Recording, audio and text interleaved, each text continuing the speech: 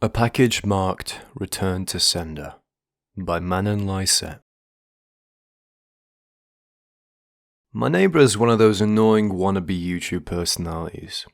Over the years I've seen him cough out cinnamon, lay flat on the hood of his car as it slowly creeps down the driveway, and douse himself in lukewarm water, all while screaming epic win, epic fail, or epic maintenance of status quo for all I know. And yet tiring to watch him go about his shenanigans in the pursuit of viral fame. So, when he knocked on my door the other day, told me he was going away for a few weeks, and asked that I get his mail, honestly, it was a relief. I can't explain the peace of mind I had knowing I didn't have to brace myself for any of his stupidity for a while. I was always afraid his stunts would wind up bleeding over into my life. Things were pretty normal for the first couple of days. He received a few bills, a bit of spam, what I could only assume was a birthday card.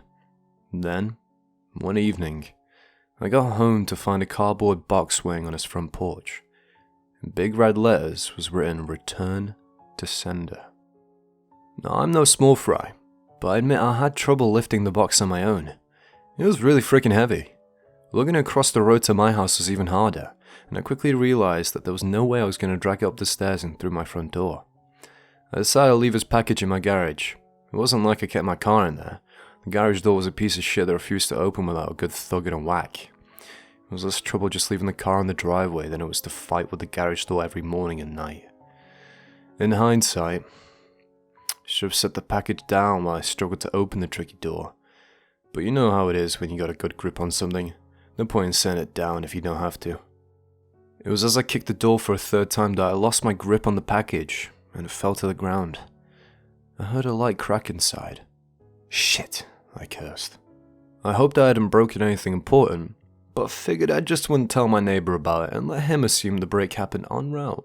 Hands free, I finally managed to get the garage door unstuck, and boy did it screech in protest as it rolled up and over me.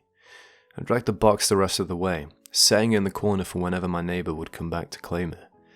And then, I forgot all about it. Until a few days passed, that is.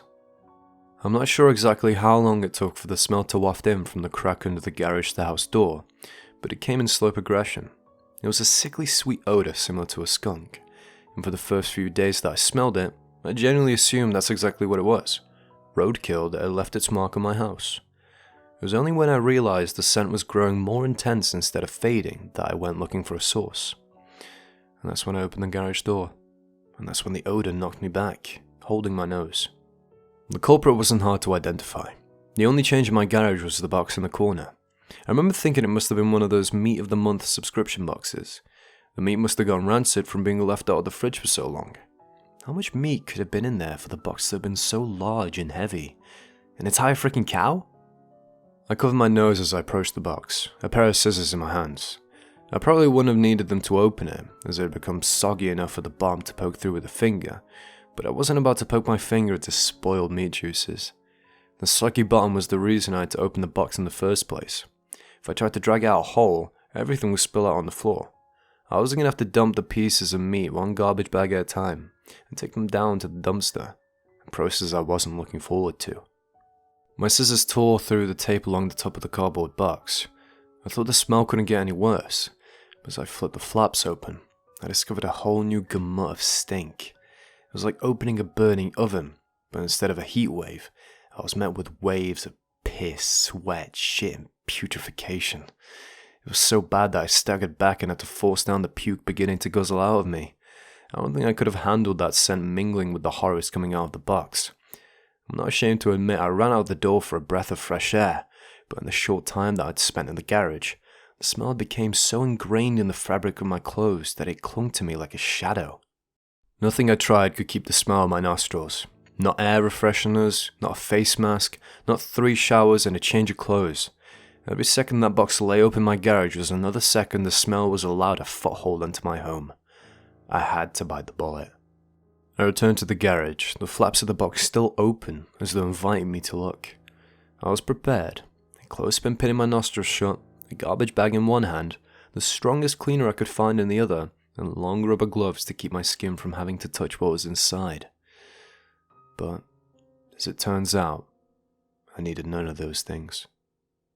I wouldn't have to touch or clean the contents of that box. I would only have to suffer the nightmares every night. You see, there was meat in that box, but it didn't come from a cow or a pig. No, it was worse than that. It was my neighbor. Dead. Still in one piece, but dead. I called the cops, and naturally, they took me in for interrogation. It's kind of hard not to suspect the man with a corpse in his garage after all. Thankfully, they soon realized I wasn't involved. My DNA might have been all over the place. The smell might have left a mark throughout my house, but there was one piece of irrefutable evidence in my neighbor's own hands that proved my innocence. A vlogging camera. They showed me the footage only once. I'm not sure if they were allowed to, or if they felt so bad for me they figured it couldn't hurt. Either way, I saw it. My neighbor was sitting in the box outside of a shipping facility, laughing as he told the world how he was going to mail himself across state lines. He'd brought pee bottles, food, a pillow, and a few flashlights. His friend, a guy I'd seen at his place several times to help with his stunts, closed the lid and presumably dropped them off for shipment. Throughout the next couple of hours, or days, I'm honestly not sure, my neighbor recorded a few short clips about his progress. I thank him in a truck and I can feel it moving. Must be in a warehouse, pretty warm here. Still got plenty of food. That kind of stuff. And then, on the last entry, the box toppled over. He broke his neck, and that was it. The camera recorded until either the memory card got too full or the battery died.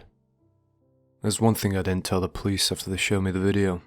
One thing I heard in the footage that will haunt me to the day I die.